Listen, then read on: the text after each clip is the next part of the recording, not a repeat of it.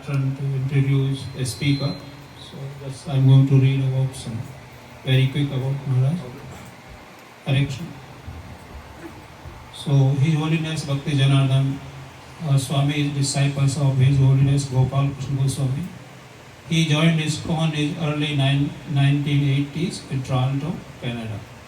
He received Harinam initiation in 1984 and Brahman initiation in 1985. He was Sankirtan leader and vice president at ISKCON Toronto from 1984 to 1995 and temple president from 1995 to 1997. He then served as vice president in ISKCON Delhi from 1997 to 2002. He has been serving Krishna Balaram temple in Vrindavan since 2002. In 2013, on the auspicious day of disappearance of Vairagya Murti Shla Gaur Kishore Das Babaji, he was awarded sannyas initiation by His Holiness Gopal Krishna Goswami. He is currently in Gopal Krishna Goswami has recommended making him a member of the Vrindavan Executive Board. His Holiness Bhakti Janardan Swami has been also actively preaching in India, USA, Canada, and everywhere. And Maharaj just become an initiating Guru also recently. So let's him celebrate and thanks for Maharaj. Thank you so much for giving your association twice within a year, a special mercy for all of us. Thank you so much. Hare Krishna.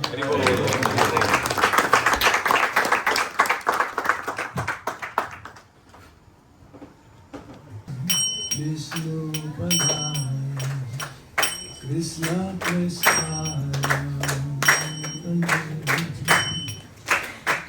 Srimati Bhakti Vedanta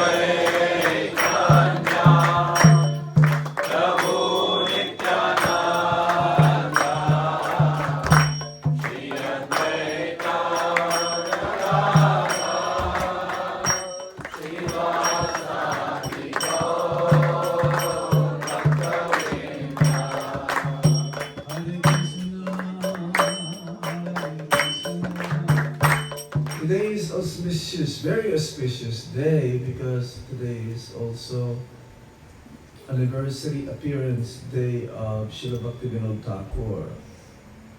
Srila Bhaktivinoda Thakur, he's not an ordinary person like us. He's a Nitya Siddha.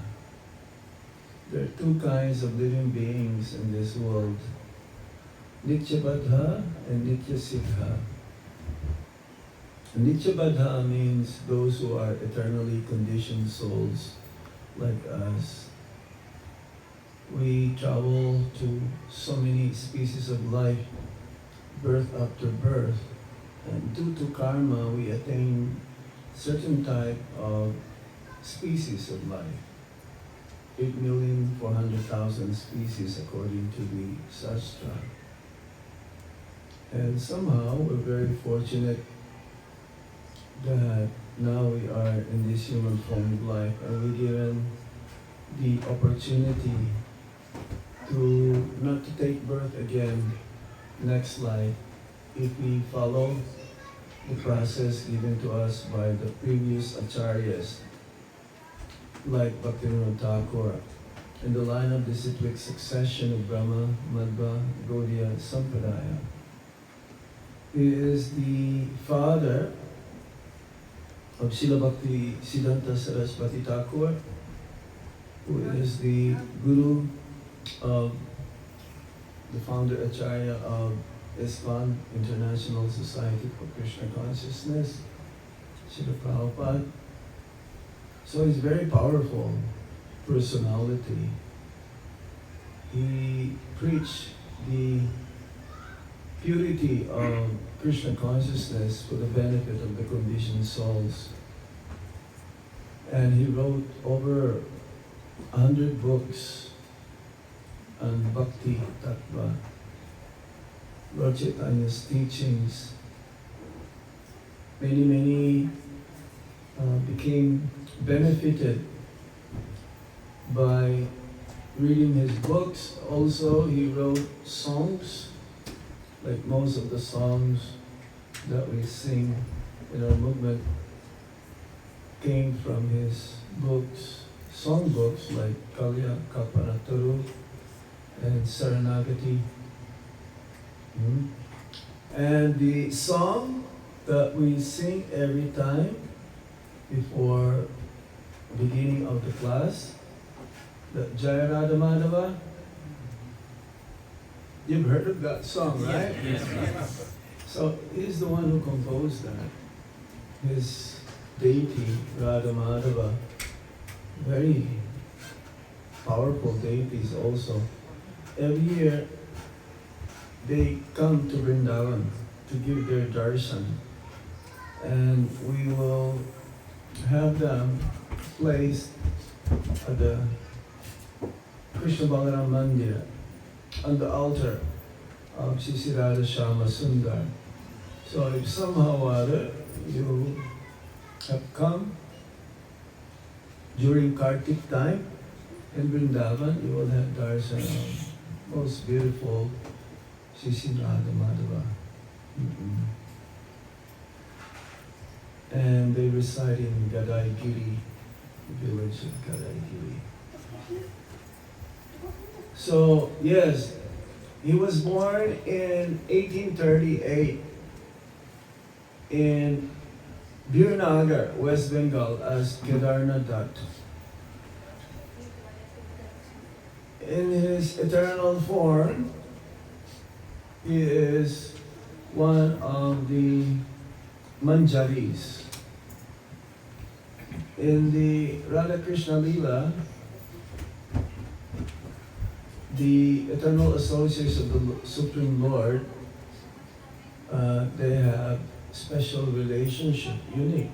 And each and every one of us says that we have an eternal, unique relationship with Lord Krishna and Srimati Radharani in this spiritual world.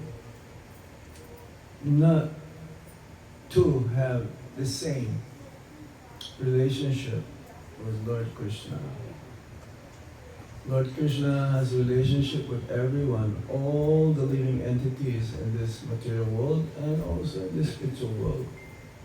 So right now, our original form and original seva is unknown. It says that it is covered up by the modes of material nature, namely goodness, passion, and ignorance. And our duty is to uncover, to recover and uncover our eternal relationship with Lord Krishna. So the Sakhis, they are the elderly gopis, similar or a little bit younger by 1 year old or so, from Srimati Radharani. And the Manjaris, they're much younger than the Sakhis. And the leader of the Manjaris is Rupa Goswami, Rupa Manjari. Sometimes, Haribol, don't play here, Hare Krishna. He can play in the other room. Better you listen. So, these Manjaris, because of their age, they are present in some of the most the pastimes of the Lord, which are like very, very difficult to be with. Most confidential. So Rupa Manjari, she is the leader of the Manjaris, and Bhaktivinoda Thakur is the immediate associate of, or assistant of Rupa Manjari. And Srila Bhaktivinoda Thakur. By the way, most of our acharyas in our disciplic succession, either they are Sakhis, Manjaris, or Sakas. Like in Chaitanya Lila, Lord Nityananda is Lord Balaram. Brajendra Nandanaye Sachisuta Hoilo say Balaram Hoilo Nitai. So the eternal associates came along with Lord Krishna whenever he comes to the material world. It says in the Bhagavad Gita that the Supreme Lord comes in order to establish the principles of religion, to protect his devotees, Paritanai Sadhunam, Vinasaya, Chatuskutam, to annihilate the demons. But the main purpose why the Lord or his pure devotees come is to attract the conditioned souls like us. Because we're so much enamored by the material energy that we have forgotten Krishna. We have forgotten Krishna. Some, they will like to become Krishna. It's like in India, there is a factory of God. Every day there is a born God. The Prabhupada says no. God doesn't become God. He's always God. Like Krishna is always God. So these eternal associates of the Lord, they also come from time to time. They're called empowered incarnations. Satyavesh. There are 6 types of incarnations. And Satyavesh means empowered, like Srila Prabhupada. So Srila Bhaktivinoda Thakur is very empowered, highly empowered incarnation of the Supreme Lord. It's like whenever there is a decline of religious principles, Lord Krishna will come also from time to time to speak the Bhagavad Gita. 5,000 years ago, Lord Krishna also appeared again to speak the Bhagavad Gita to Arjuna. And prior to that, also, or after that, and there is the Principles of religion also declined, we got covered up, and then the Vishwanath Chakravarti Thakur has to come. And then after that, over 200 years ago, 1838, yes? That's 200 years ago, isn't it? Yeah? Again, the principles of religion, because when Bhaktivinoda Thakur appeared, it's so rampant, the Apasampradaya, that means the followers of religious principles which is not enunciated by the Supreme Lord. The Sahajas.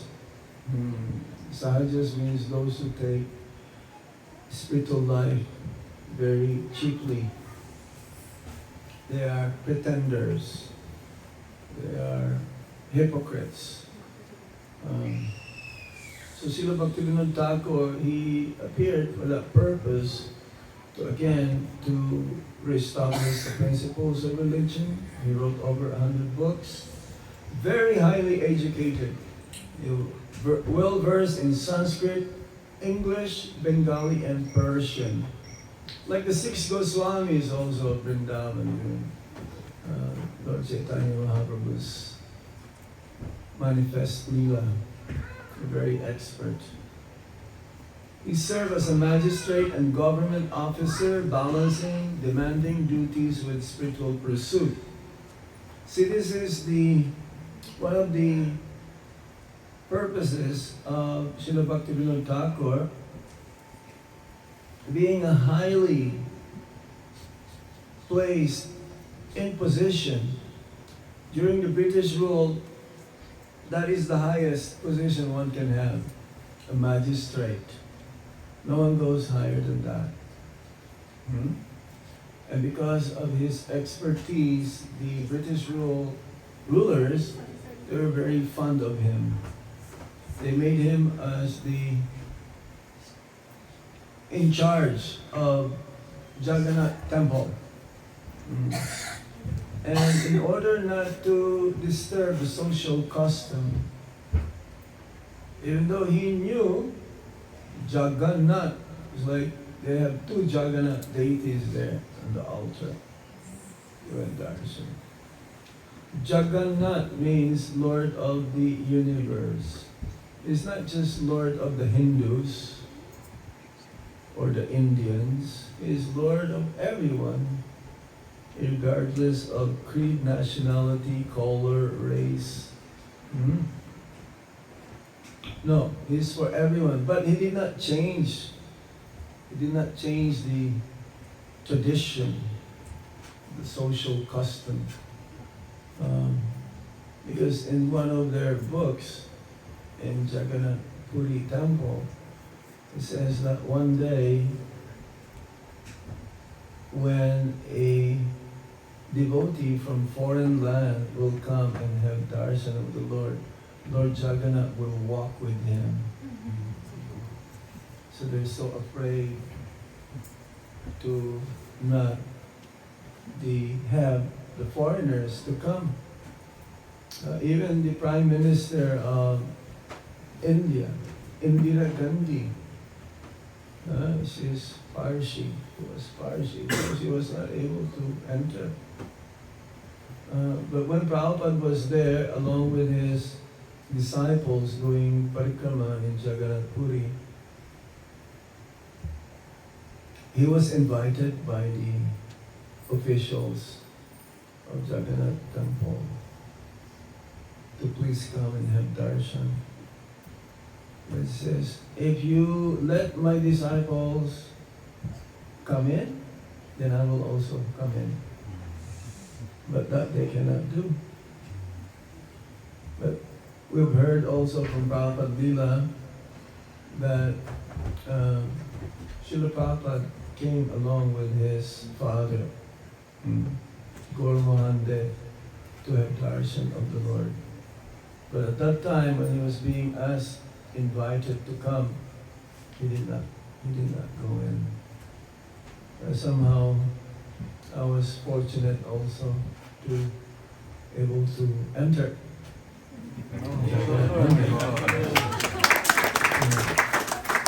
They thought I was from Manipur. I came with a group of devotees from Shidamayapur. It was nighttime. You know that they have darshan of the Lord? Lord Jagannath doesn't sleep. His eyes is always wide open. Have you seen his eyelid? He doesn't have an eyelid. No, like us. Eyelid, we go. Like the gopis, they curse Lord Brahma that even for less than a second, fraction of a second, the eyes will close. So they curse Lord Brahma to, why do you have the eyes to be closed? Because we don't want not to see. Even for a moment, we don't want that. We always want to see Lord Krishna. So they had night darshan.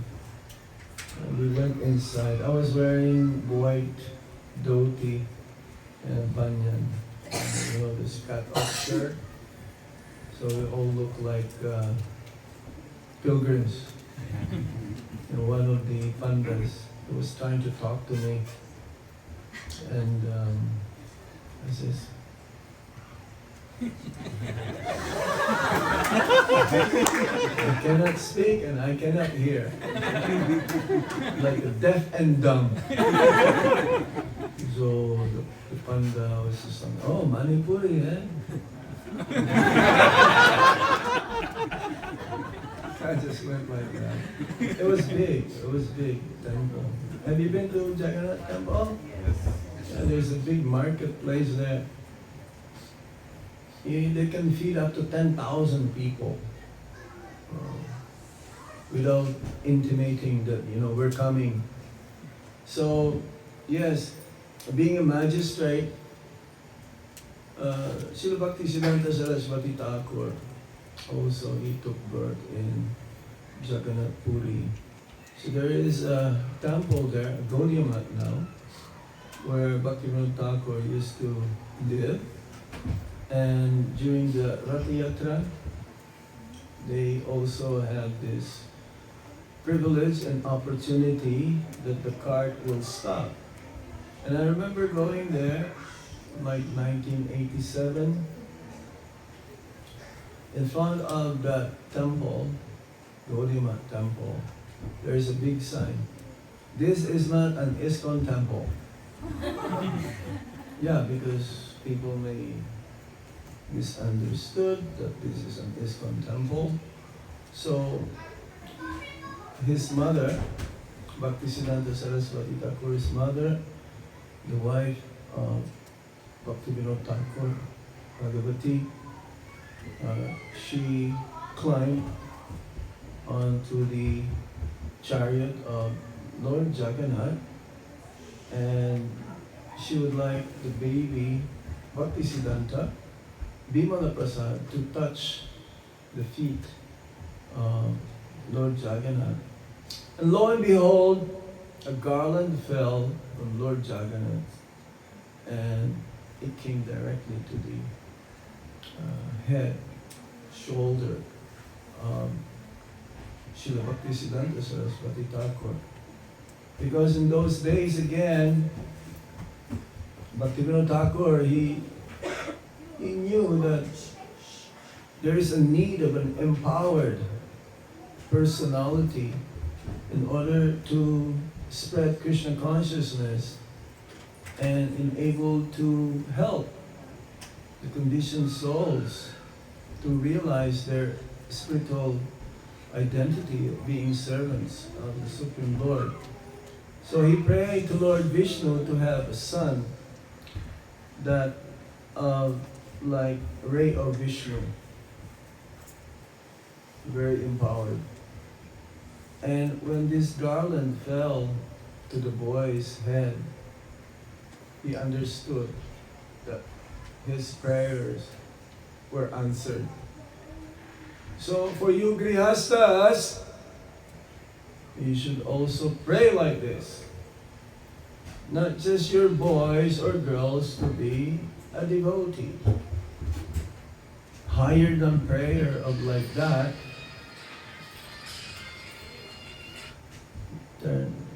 put your phone in silent mode. Otherwise, next one who become like this, you have to sponsor the next Sunday feast.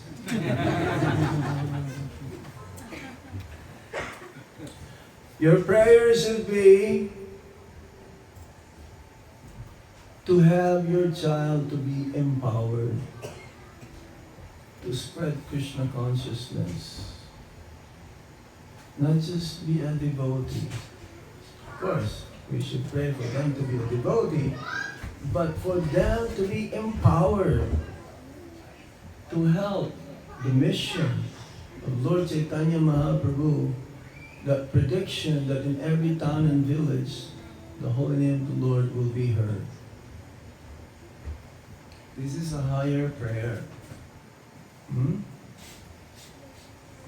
So, and we've heard, yes, Bhaktisiddhanta Saraswati Thakur, he established how many temples, mutts? So many.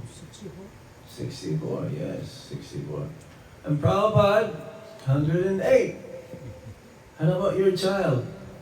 216? Why not? Because this movement will be the main religion for the next 10,000 years. Bhaktivinoda Thakur is an empowered incarnation of the Supreme Lord. One of the disciples of Srila Prabhupada, he asked Prabhupada, is it true that Srila Bhaktivinoda Thakur could have saved the entire universe? Prabhupada also had a desire when he was in the Philippines. He told one of his disciples that I have a desire to save the entire universe. Not just the entire planet. Entire universe. 4 billion miles in diameter. Our universe. With so many planets. Our planet is the smallest. So Prabhupada says, yes. But then the disciple asked why he did not do it. Why he did not save the entire universe. And Prabhupada says, so that you will have, you will do it and you will get the credit. He was telling this to his disciples. That means disciples. So many disciples for the next 10,000 years. Prabhupada also, he did not complete his mission. He said that 50% of my mission is not complete. Why? Because he was also, like Bhaktisiddhanta Saraswati Thakur, wanted to establish the Daivi Varnashram program. Because eventually the whole civilization will collapse. No more electricity. No more petrol. Everything will come back to the natural, simple lifestyle. If there's going to be any. Because as Kali Yuga progresses, don't hope that everything will become more and more harmonious. No, it'll become more difficult. Right now, it's like in India, over 1 billion people. Right now, there's so many cars. Just imagine 50 years from now, if all of us will be here. No. 20 years from now, 25 years, most of us will be gone. And what's going to happen? is going to be so devastating. This is the symptom of Kali Yuga. Only thing that remains for the next 10,000 years is the holy name of the Lord. Bhagavad Gita, the Srimad Bhagavatam will always be there. But after 10,000 years, everything will collapse. No more Haribol, Haribol, that's finished. It's gone. It will be so degraded. People will be living underground.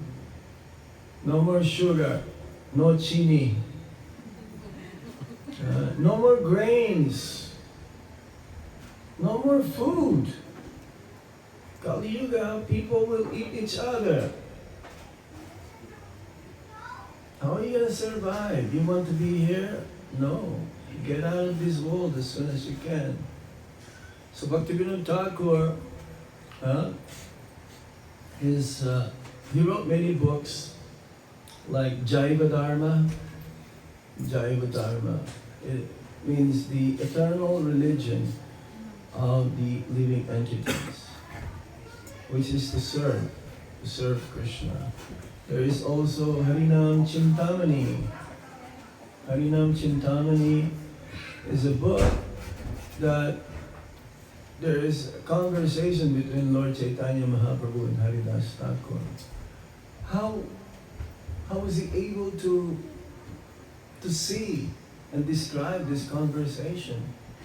And it's real, it's a fact. There was a conversation between Haridas Thakur and Lord Chaitanya Mahaprabhu, because he lived after that pastimes. Like the Acharyas, the six Goswamis, they will describe the pastimes of Radha and Krishna. And they're all facts. They're all true. But they live after Lord Krishna and his eternal associates perform those pastimes, because they can see past, present, and future. Trikalagya. So now, tomorrow, is it tomorrow or on Sunday? Sunday. Sunday is Haridas Thakur's disappearance day. Tomorrow? It's tomorrow, right? Tomorrow. But on Sunday, we're supposed to speak in Bhakti Center. Yeah? And Haridas Thakur. So, every day there's an Acharya appearance day or disappearance day. But according to Srila Prabhupada, we only fast up to Srila Bhaktivinoda Thakur. That's why we were fasting till noon today. You were fasting? Yes, Maharaj. Yes. Because every day there is an appearance or disappearance day, anniversary of an Acharya. That means every day we'll be fasting till noon. If we did not put, like a clump. So Prabhupada had to, he says, after Bhaktivinoda Thakur. He wrote also Chaitanya Shikshamrita, the teachings of Lord Chaitanya. In the Chaitanya Charitamrita, there are many conversations between Lord Chaitanya Mahaprabhu and his associates. He was speaking to Rupa Goswami, Brahmananda Roy, to Sanatan Goswami. So all of this were recorded in there. And he wrote a very special book. You know what? The first book that was written by Bhaktivinoda Thakur was when he is 2 years old. At the age of 2 years old, he composed a small book. At the age of 6, he was able to remember Ramayana and Mahabharata. At the age of 9, he was able to explain the philosophy very well. These are very, very exemplary. It's like your daughter. She memorized Bhagavad Gita at the age of 12? Yeah, yeah. At the age of 12? 11, 11, 12. So they're very special. Prabhupada was giving class. He says, oh, I remember when I was 6 months old. I was on the lap, sitting on the lap of my elder sister. So how is that? How can they remember? I cannot even remember what I did 3 days ago. The same time. Unless you're doing the same thing every day. So they're very empowered. So he wrote this book, Lord Chaitanya, His Life and Precept. And he wrote this 1896. Anyone remember that significant year, 1896? Yes, that's Prabhupada's year, birth year. So the same, it's like, it's predicted. How Prabhupada appeared in the same year, and Bhaktivinoda Thakur was so elevated in his preaching. He will write books, and his vision is that one day all the different nationalities from different countries, they will come to Shridham Mayapur and they will chant the holy name of the Supreme Lord. And that happened also.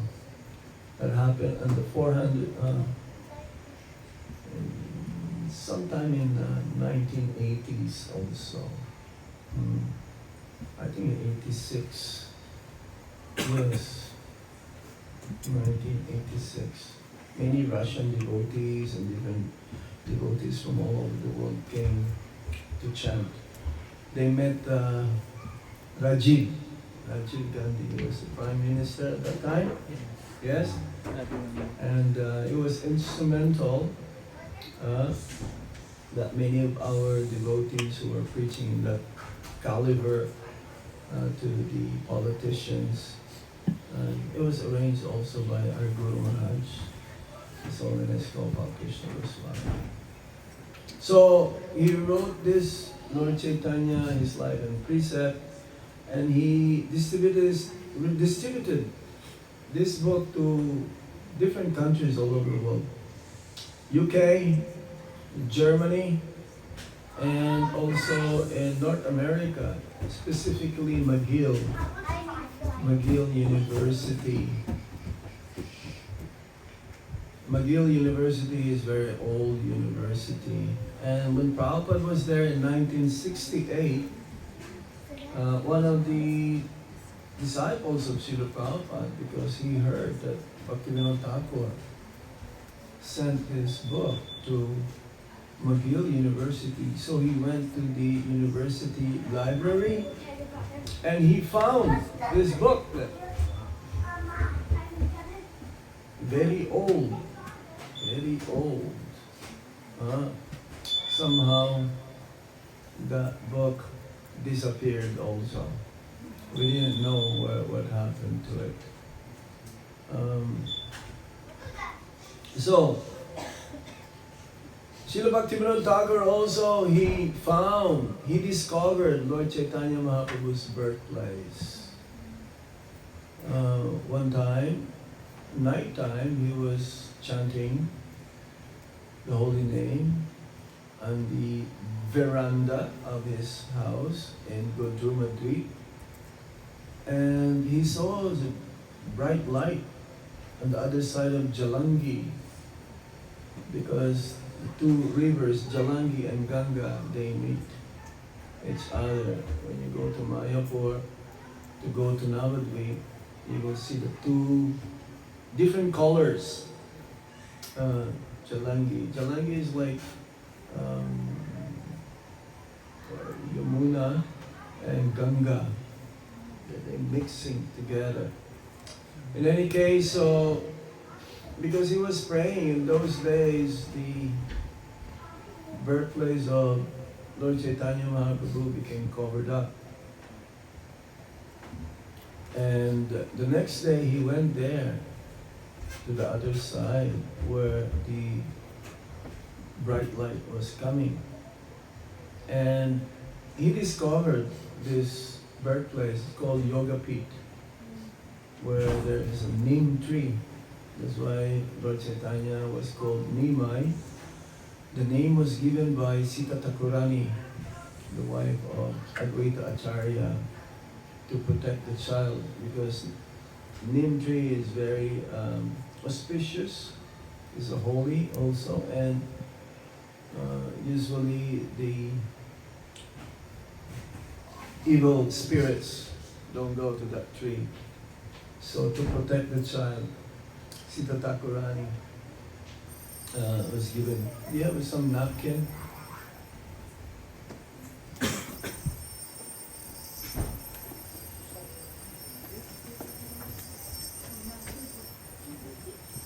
So, in order also,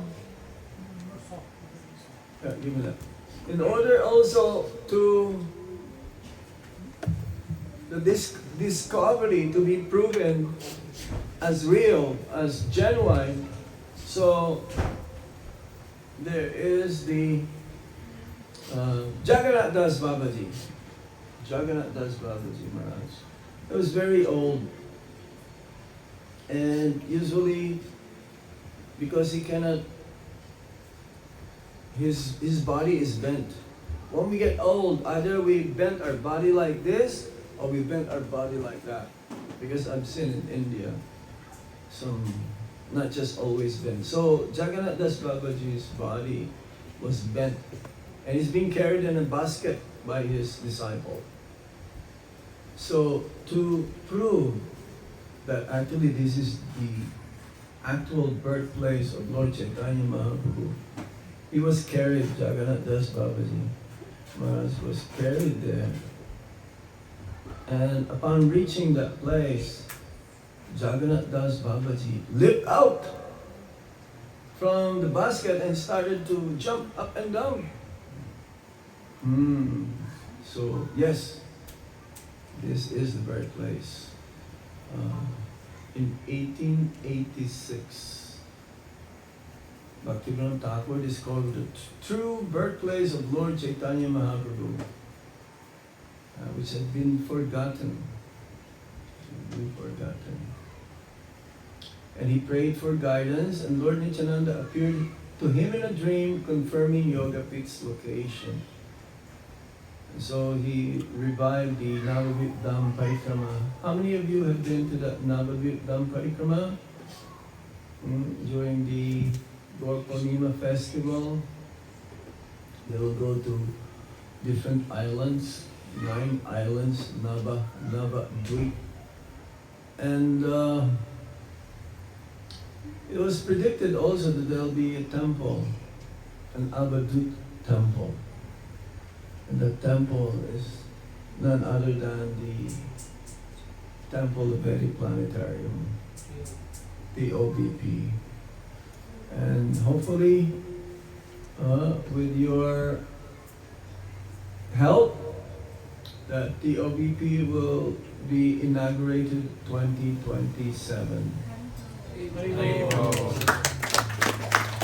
Many years has been passed that we're always praying and hoping that the TOPP will be inaugurated, but due to uncertainty and some unavoidable circumstances, especially the COVID, everything fell behind schedule. But they're trying to. It takes not just 1 month, it'll take many months to prepare for the TOVP to be inaugurated. So yes, without his discovery, Mayapur as we know it today would not exist. ISKCON's world headquarters stand. As Prabhupada says, without the gift of Bhaktivinoda Thakur, because he gave us Mayapur, we will not be there. It was the gift of Bhaktivinoda Thakur, Sridhar Mayapur. So we owe a lot to Srila Bhaktivinoda Thakur. Again, what I was trying to get across here is that he may seem to be like a worldly man, a magistrate, working in that capacity. So many of you also working as professionals, ITs, whatnot. But he was able to balance spiritual life and material activities. He had over 10 children. Actually, he had 2 wives. The first wife also passed away. So, but he was able to. This is sometimes, Maharaj, how can I balance, spiritual life? I have to go to work 9 to 5. Someone told me here the first time he came here, he was working 16 hours a day. And his wife was feeding him. He didn't leave the computer. He was in the computer for 16 hours. He was being taken advantage by his employer. He was given very minimal salary. So how are you gonna, it's like, you have to get up early. You have to do your sadhana. If you wake up after 6 o'clock, your life is finished. I'm telling you. We have God brothers in Toronto, they get up at 2:30.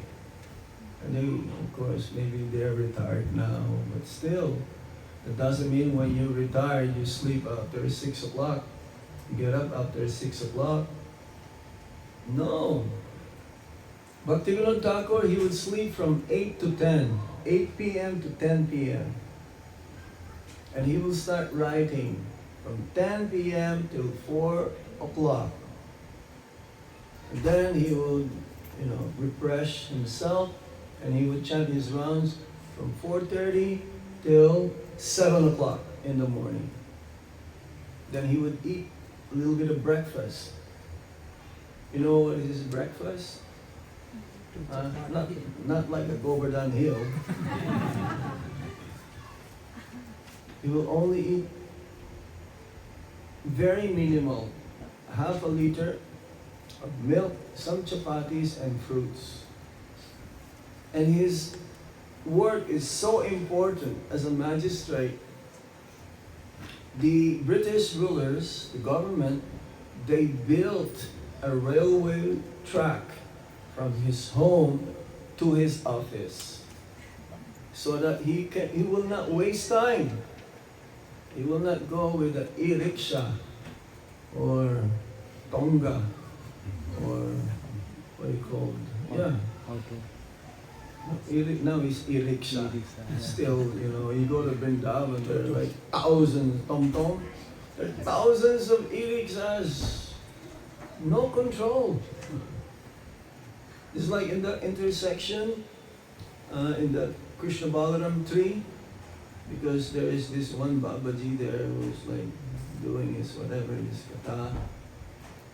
It's like, you cannot go. Sometimes it takes you 2 hours to go from Chatikara Road to Krishna Balaram Mandir because of the traffic. So the British government, they built a railway track, and there was a train especially for his own use. So not to waste time. And when he will review a case, it will take him only half an hour, 30 minutes. And for others, it will take them weeks. And he will make a judgment in 2 minutes, immediately. There's so many pastimes also, but I'm just going to relate to you one pastime. There is this bogus yogi, and he's being worshipped by those who's been misled by him to be none other than Lord Vishnu. And so they will, the villagers, local villagers, they will send their daughters, young girls, to be with this bogus guru or bogus yogi who considered as Lord Vishnu. His assistant also, there is one Lord Brahma and one Lord Shiva. You know why they will send their daughters? So that he can dance Rasa Lila dance at night, midnight. So this came to the attention of the British government, and they commissioned Bhaktivinoda Thakur to take care of this, solve this issue. So now this bogus yogi, yes, mystic power. He knew immediately who's coming. And Bhaktivinoda Thakur, he came along with some constables, police, and some of them are in civilian clothes. But he knew he had this mystic power, and he says, you are Kedarnath Dat. Bhaktivinoda Thakur's name was given to him by the Gaudiya acharyas in those times, to devotees, because of his prolific writings. So, how do you know? Well, I know. I'm very powerful. And I know why you came here. But, you don't take me. And I promise I'll make you the king of India. He told to Bhaktivinoda Thakur. But Bhaktivinoda Thakur says, well, why don't you come with me to Jagannath? Because there is Jagannath deity there. But then this bogus yogi says, no, I don't worship that kind of God. I am God. He's made of wood. So this proved that this person is bogus. Bhaktivinoda Thakur, he concluded that he must come and be sentenced, be into trial, because he's cheating many people. Bhaktivinoda Thakur is very much against cheaters, pretenders. He wanted to establish the true teachings of Lord Chaitanya Mahaprabhu. So, he came, he was captured by the constables, and they put him into jail. Now, the date of hearing was set, the trial. The hearing first, yes. And when this yogi, yes, some mystic power, was put into prison, all the family members of Bhaktivinoda Thakur became ill. They had, all of them, high fever, including Bhaktivinoda Thakur, very ill. Now the wife begged Bhaktivinoda Thakur, why don't you release him? We don't want to die. If you continue having him in the prison, we're all going to die, including you. And Bhaktivinoda Thakur says, no. I would rather die, but he must be punished. So now he heard that in order for this yogi to have his power be taken out is to cut his hair. Because this bogus, that's why in India, right? They think that, the yogis or some yogis are genuine, but some are really fake, that they have their very long hair, long beard, So now they were looking for a barber to cut his hair. And they cannot find. All the barbers says, no, we don't want to be in trouble here. We're all going to die also. If you ask me, no way. I'm not gonna cut his hair. So on the date of the trial, someone gave a very sharp pair of scissors to Bhaktivinoda Thakur. And he himself cut the hair of this bogus yogi. So it was proven that he is bogus, that he's a cheater, and so he was put into jail again for the final date, for how many years he'll be in prison. And within 6 months, he took his life by taking poison. Only then that the family recovered from a high fever. So this proved again the power, the potency of Srila Bhaktivinoda Thakur. There was another one, in a small village, there was a ghost who took over the tree. The tree is there's a soul in the tree also. Every living entity is moving and not moving. There is a soul. So the ghost took over the tree, and the villagers were not able to go through this tree. So Bhaktivinoda Thakur, he decided to recite the Srimad Bhagavatam every day, non-stop. And on the 7th day of the recitation of the Srimad Bhagavatam, the tree died, cracked into two. And then, yes, the ghost left. So again, it was proven how Bhaktivinoda Thakur is so empowered. So now, again, as Grihastas, Bhaktivinoda Thakur was a Grihasta, and you're also, most of you, if not all of you are Grihastas. You should be able to balance now spiritual life. Make it as a priority. There's no such thing as 50-50. We think that balancing is 50-50, right? No. At least 51% spiritual. You've seen those kids in India, they go on a tightrope. Yeah? They have this rod, and they will walk. Have you seen that? Yes. You must have seen that. No? They will walk, right? Where is their attention is when they walk? Is it on the rope or over there? On the other end?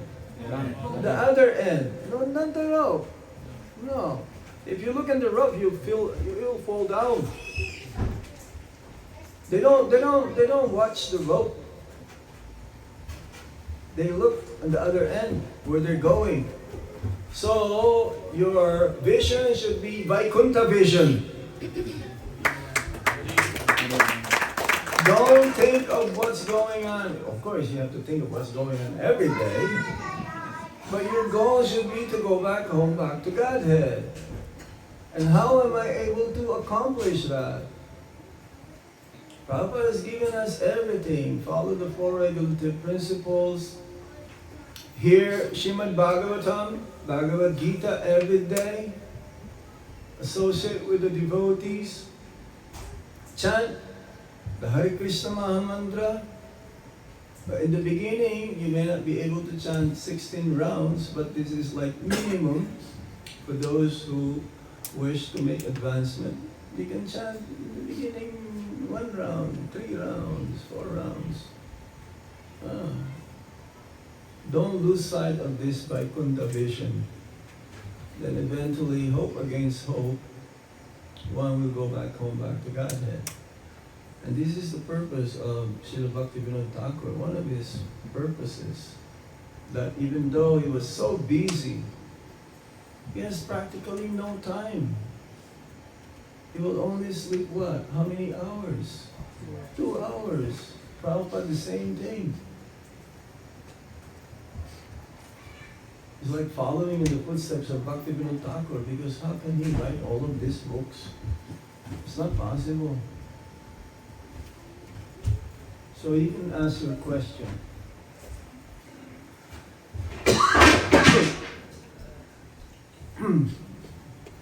You can ask a question.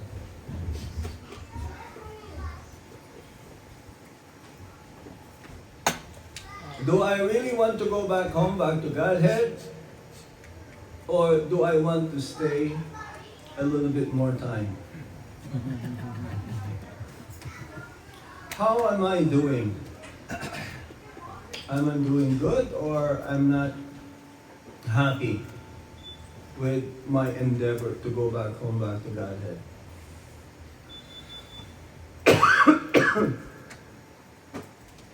If you're not happy, not satisfied with how you are doing, that is good. That is healthy. If you are already satisfied with what you are doing, you will never go back home, back to Godhead. Not a chance. No way. Because if you are not satisfied, there's always room for improvement. You will want to endeavor harder and harder. Am I correct? Huh? How about for your children? What are you doing for your children? Are you just gonna let, oh, it's okay, let them live whatever they want to do? No. There should be some kirtan at home also, at least once a day. Whenever you have the time or the chance, when you are all together, chant for 10 minutes, read Bhagavad Gita, read Krishna book for 5 minutes. That will make a lot of difference in their life. So I stop here now. Still, we have to go back to Brooklyn, New York. No. You have any points or questions? I have so many things to say, but we'll keep it up to that.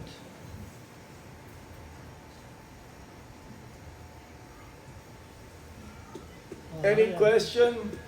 Yes. Like he mentioned, Bhakti Thakur written many books and some books in Montreal Library, right? No, that's not a song book. Lord Chaitanya Mahaprabhu, his life and precept. And I was hearing Guru Maharaj lecture. I think Maharaj showed those books in the library. He found those books in the library. No, he did not find it. Someone found it, but then it disappeared somewhere. Who knows what happened?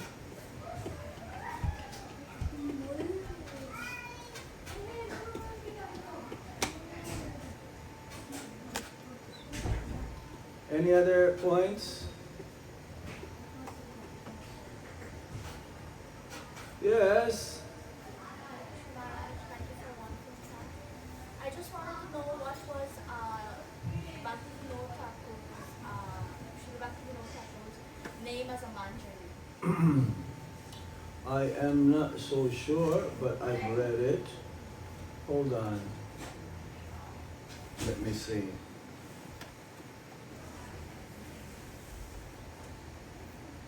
I don't want to speculate because I've read it and I don't want to say something to mislead you.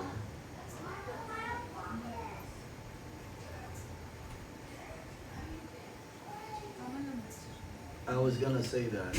Starts with K, Kamala. The most difficult thing to do is not to speculate.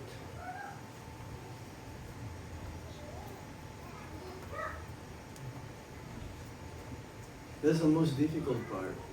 Even though it's in my,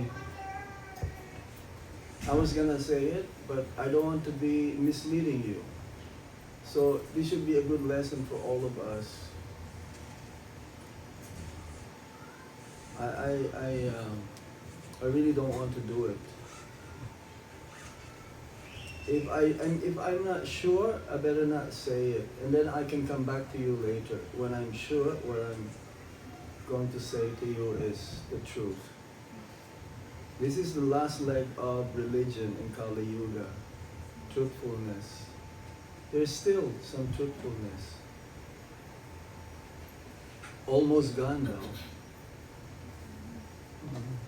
Especially the merchants, they will say, "Oh, Prabhuji, for you I don't make any profit." You go to Loy Bazaar, they will tell you this, "Oh, Prabhu, as you like, as you like. For you I don't make profit. Whatever you like." Yeah? Who's not making any profit? Come on, that's false. How are you going to live? How are you going to earn your living? Yes. Mm-hmm. Go ahead. Hare Krishna Maharaj. Haribol. Very nice class. So we talked about how Bhakti Thakur, he had a lot of determination and patience. Yes. If you can tell me please, what was the basis of his patience and determination? Well, the pure devotee of the Lord, he has the 26 qualities according to the Chaitanya Charitamrita.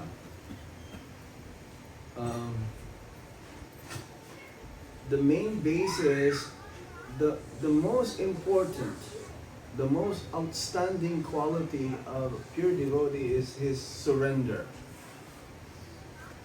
And you cannot surrender if you're not humble. So the first quality that we need to develop is humility. Humility means not sitting in a corner going like this. No. If you know something which is beneficial for everyone, you should come forward and tell us what it is. That is humility. And Bhakti Thakur is an empowered incarnation of the Supreme Lord. So what he's telling us is for the benefit of everyone. Yeah? He understood the teachings of Lord Chaitanya Mahaprabhu, that if we follow that, then we also go back home, back to Godhead. It's very simple. Simple living and high thinking.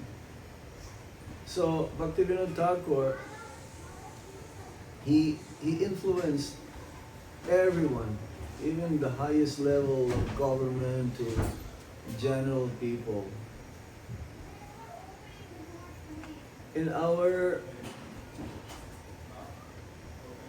path, going back to Godhead, we must be determined and we must be convinced by following the instructions of the Acharyas, reading Srila Prabhupada's books. Prabhupada gave us everything. You just read Chaitanya Charitamrita, everything is there. All the esoteric, all the high philosophy, everything is there. Bhagavad Gita also is very deep. So yes, do your sadhana strictly. Have a strong sadhana. Not just today, okay, I get up late, tomorrow I get up early, or tomorrow I chant my rounds. Oh, the next day, I don't have to chant my rounds. No. You must take a vow in front of your deities that this is, I would like to be 10 years from now or 5 years from now, and I will do tapasya to attain it. Without tapasya, there is no difference between animal life and human life. The dogs, do they do tapasya? No. So we have to do that. We may have faced many challenges. We may face many problems. There is a saying in English, I don't know if it's in English, but the dogs may bark, but the caravan goes on. As long as we have this material body, we'll face a lot of difficulties. But if you're devotee of the Lord, He goes beyond that, beyond the bodily platform. Always have faith. Always have faith on the holy name. The problem here is that we put the holy name as secondary. Everything is in the holy name. We prioritize many other things except the chanting of the Hare Krishna Maha Mantra. And that is the main problem. Why we are not making advancement.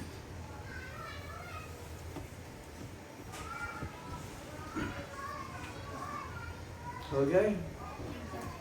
Sure. One last question. Yeah. Thank you, Maharaj, for beautiful class. My question is that when we do a chanting in early morning, When we do our chanting early in the morning, some days it is very effective, but some some days days it is very effective. but some days it is not. Why So, is it not effective? if the sleep is not the, I mean, bodily discomfort makes it not more very effective. Bodily discomfort? Yes, Maharaj. Like what? If sleeping a late night and all. So Because of, you sleep late because of because of some program or something, I some mean, program, like tonight? no. Or early getting up and going into the temple and serving there and coming. I mean, 4:30 we go to temple and then come. It may So some happen, days, it may happen sometimes. That's-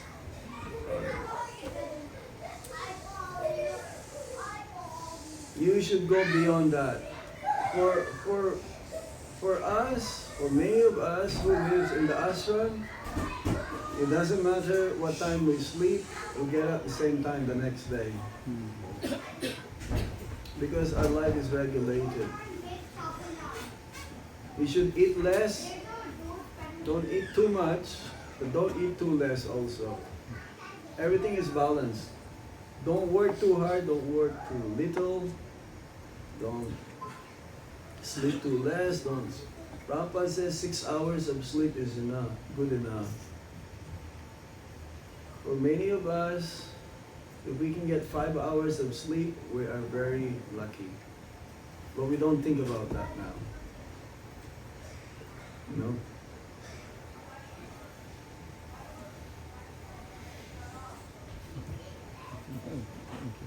See, there must be a purpose why you have to wake up early. If you don't have a purpose the next day, you don't care. Why should I care? I don't have anything to do the next day.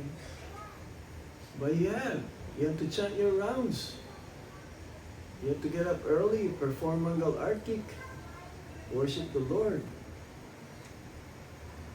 But if you say, it's okay, I don't care, then how are you gonna go back to Godhead? If you chant your rounds after 10 a.m., you're finished again. No way. Your mind is all over the universe already. Even to chant your rounds 5 o'clock in the morning, it's not so easy. If you chant your rounds, some devotees they don't eat their breakfast not until they finish their rounds. But for you, there is a formula. You don't eat your meal not until you chant 4 rounds each. This is Prabhupada gave a good way how to do it. Finish at least 8 rounds before going to work. Before lunch, chant 4 rounds. Before dinner, chant 4 rounds. Not chanting your rounds while driving. That doesn't count. That is extra. If you chant, if you eat one, I'm not gonna eat my lunch if I don't chant 4 rounds. Because you already chanted 8 rounds, right? Yes. If you can finish your 16 rounds before going to work, that's the best. But who can do that? How many are be able to do that? Huh? And then you say, oh, I can chant driving. Hare Krishna, Hare Krishna. Oh, stop! Hare Krishna, Hare. That's not chanting. That is chanting, but that is not focused chanting. That is not attentive chanting. That is alphabet chanting. That's what Bhakti Thakur says. There is a difference chanting attentively and just saying the Hare Krishna Maha Mantra for the sake of chanting. No.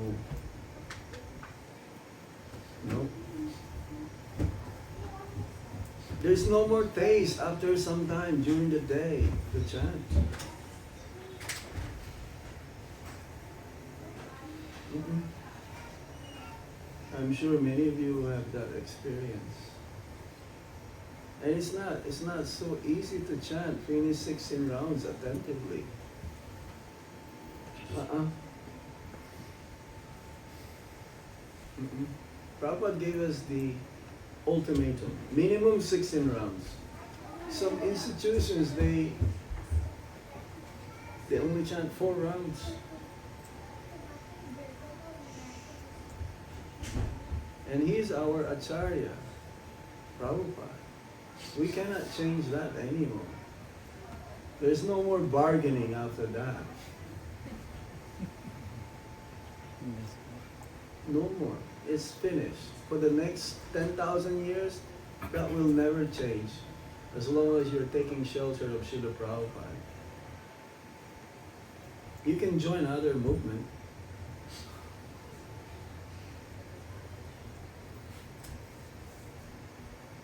In Vrindavan, there is a group, they only chant Radhe, Radhe, Radhe, Radhe. That's not the Yuga Dharma.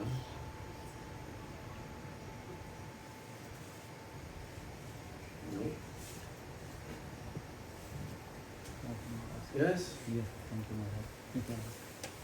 I thought that was the last question. One last, this is the last, okay? I have to go. Very beautiful class. Regarding chanting only, I have question. Huh? Regarding Huh? chanting Huh? only, I have question. Regarding chanting only. Yes? Maharaj, my chanting when I do, first 10 rounds are very good. Very, very good. And then I take shower and then I do balance chanting. Okay. So is it good to do at a stretch all the 16 rounds together, or we break and then, because chanting when I do, okay, I come to know no, chanting is not focused. Can you hear what he's saying? No. I am not going to repeat it again. So Speak loud. when I'm chanting, first 10 rounds are very good. So when I What try, time do you chant? Okay, you don't have to tell us. 3. And then like I take shower and then I do the balance chanting. So what I was trying to say is when I chant, it is very focused, and then I see that focus is coming down, then I stop. So should I stop or should I give an attempt to progress? Don't stop. There is a saying in English, if you snooze, you lose. No, keep going. So when I say Krishna, Krishna, Krishna doesn't come out. And I get nervous then. Huh? When we chanted Hare Krishna, Krishna, Krishna doesn't come out in the 11th round. I stumble. Doesn't come out? Yeah, I stumble. So that's the reason I get nervous and I don't know. And then I take No. Keep going. What you should do also is that one way how to do this is collect some very inspirational quotes and chanting the holy name. So whenever your chanting is going in a different direction, you can stop and read that inspirational quote and chanting. That will give you an inspiration. Then you continue chanting. Collect. The Prabhupada has so many written statements and chanting the holy name. So you read that from time to time. And from time to time, you must also try to remember what is the meaning of the holy name of the Lord. When you chant, there must be some recollection of what is it? What is the meaning of this chanting? Otherwise, again, you're just chanting mechanically. We should get out from the mechanical chanting. Maybe in the beginning it's mechanical. We should chant with feeling, with love.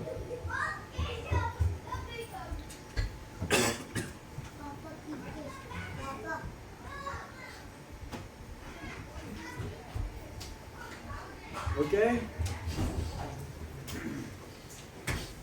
Sometimes devotees chant with some background music that will inspire them. Why not? Whatever that inspires you to chant good rounds. Sometimes devotees, they will chant with Prabhupada's background chanting also. But you must hear your own chanting, not just Prabhupada's chanting. Because you become conditioned that if I don't hear Prabhupada's chanting, I will not be able to chant. That is wrong. If you chant with other devotees and you only hear your chanting and you don't hear them chanting, that means you are sleeping. Prabhupada says when you chant with the other devotees, you must also hear them chanting. And when you chant, you only hear the sound vibration. You don't think of anything else. You don't even think of Krishna, because that comes automatically. If you're just trying to imagine seeing Krishna while chanting, that is not true. That's not real. But our goal is we will be able to realize that there is no difference between chanting and Krishna. But that is in the pure Sudanam, not in the beginning. Chant in front of Tulsi Devi, chant in front of your deities, chant in front of your spiritual master, picture. That will help for you to be focused. If you're falling asleep, stand up, walk.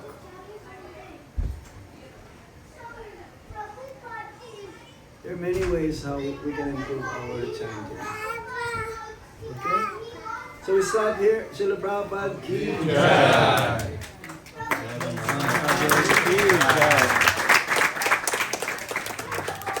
Okay.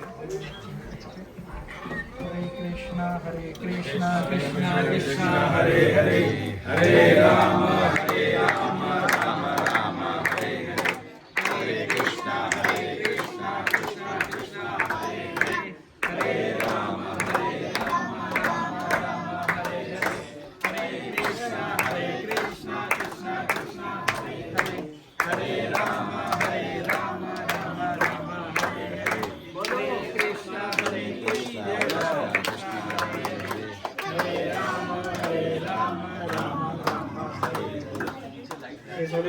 Before you, Maharaj. I'll take this with me or what? You can take it. No, I'll give it to the children. I already cut a small piece. Someone should cut them. Yeah, you can take it. No. Wait for your turn, Vayu. My name is Vayu.